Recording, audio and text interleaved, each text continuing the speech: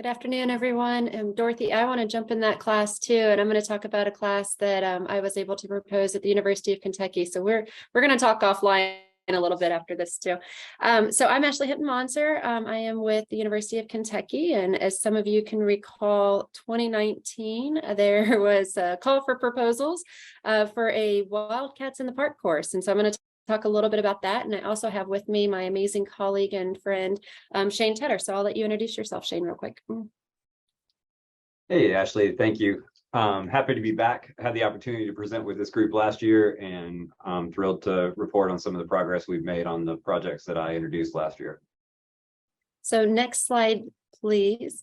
So when we think back to 2019, I know this flyer says 2022. These were actual pictures from the course that we were able to take in 2020. But in 2019, there was a call for proposals, collaboration between the university and Airmark, and for us to be able to use some of their sites for some academic purposes or student engagement purposes. And so I put a proposal together to teach this NatureRx course, and I selected one of the parks, and they reached back out to me and they said, how does Utah and Arizona sound? And of course that sounded absolutely amazing. I was willing to go anywhere. And so a group of students were able to participate in this course. The proposal and the call to actions came about again pre-COVID. So moving forward, there were a lot of delays. And then I got the call back of, are you still interested? This is summer 2021, where we want students to be engaged, to have these immersive experiences, but there's still some challenges to doing so. And so I was, of course, willing to still move forward. I collaborated with someone out of the College of Nursing, as my role is predominantly staff. And so I put the proposal together, the call to action to allow for the NatureRx course. I reached out to Don there at Cornell, and that was my first interaction and opportunity to engage with this amazing group of colleagues across the US. And so he consulted with me, looked at the syllabus, looked at the plan, said, of course, he would love to come at a non-COVID timing. And so one day maybe that dream will come to fruition there. But we were able to pull in 5 national parks as we were staying there in Utah area. And then we were able to go to the Grand Canyon, do some slot canyon tours and some other things in that space. We did sand surfing. Of course, we did a whole lot of meditation walks. I've worked closely with the Koru, mindfulness and meditation. So we were able to incorporate all of those practices in it as well. And the student engagement was phenomenal. They immediately wanted to meet with the VP as soon as we returned to make sure, even though this was a one-time call to action, that something continued around this space. So next slide, please.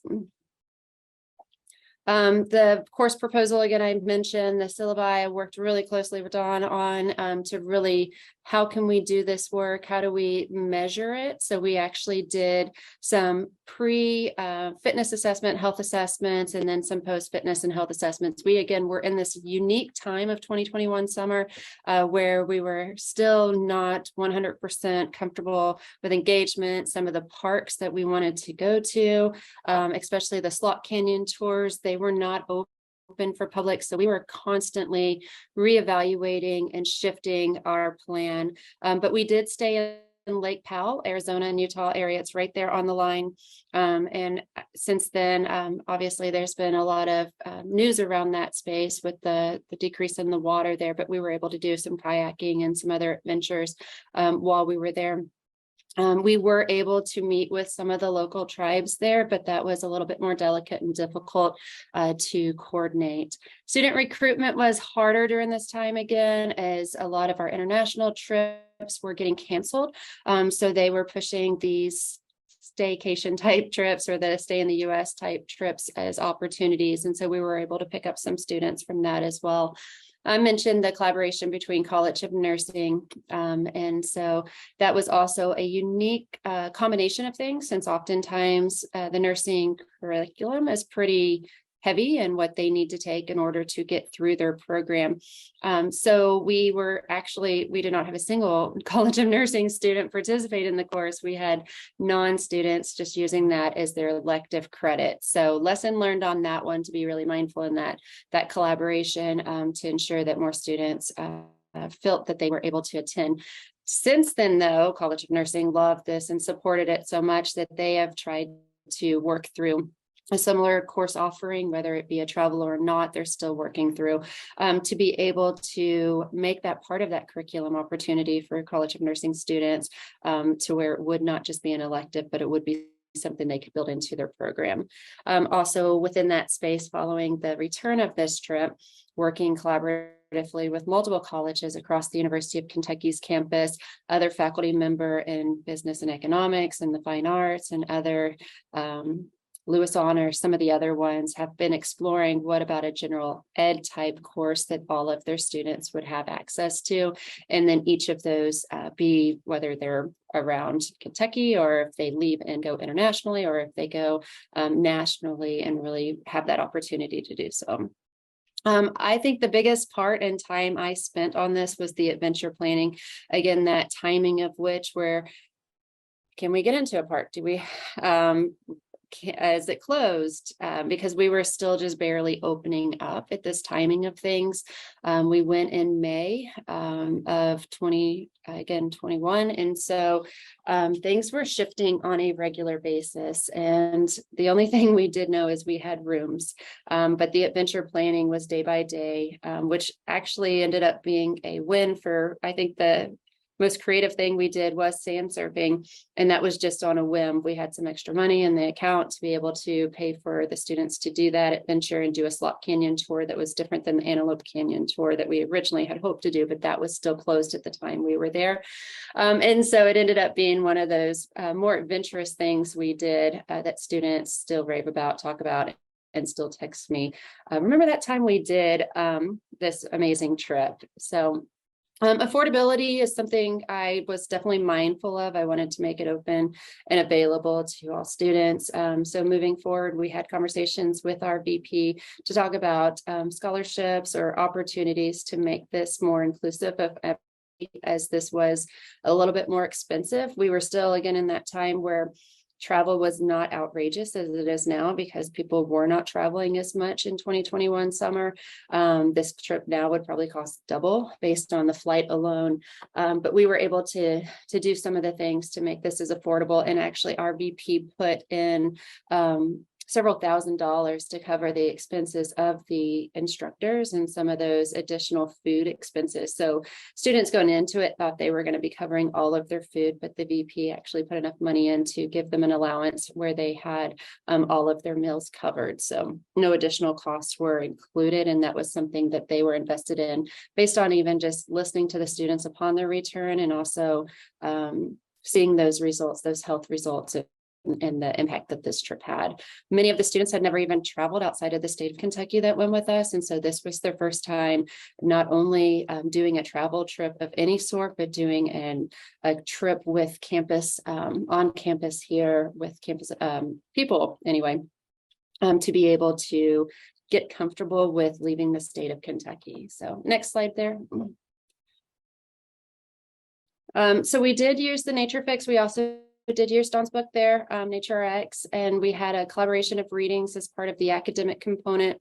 And then we were able to pull those lessons in. So within this space, they gave us a room that lodge of which we stayed, allowed us space to do mindfulness classes, yoga classes, as well as the reading and conversations. And then we did have assignments within this to where we would talk about the chapters of the book of which they read. Moving forward in that conversation, I would definitely be more mindful of making those assignments maybe easier to not have to submit while we were away, as found out really quickly, internet was not very stable where we were staying or any of the trips of which we were on. And so oftentimes our phones alone were not reachable in any way, shape, or form.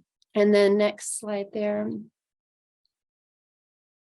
So Shane, I'm going to pass it over to you. So mentioning a little bit about that class, but from this class and in some of the conversations I've been able to have with campus partners through this work, has really built a stronger network across the University of Kentucky's NatureRx initiative here, where we have a lot of those pieces of things working. They were a little bit more siloed, but Shane and I have been working timelessly to get those a little bit more bridged. So Shane, I'm going to pass it to you now.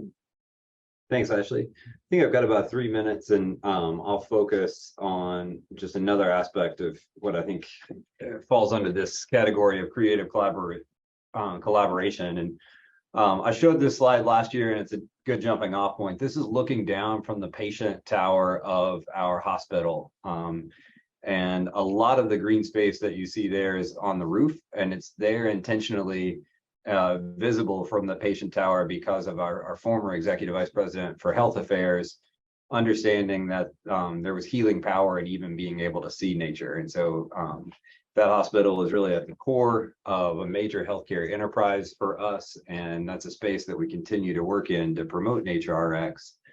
And one way that we're doing that is to work with a transdisciplinary team to infuse NatureRx driven guidelines into the construction standards for capital projects that happen on our medical center.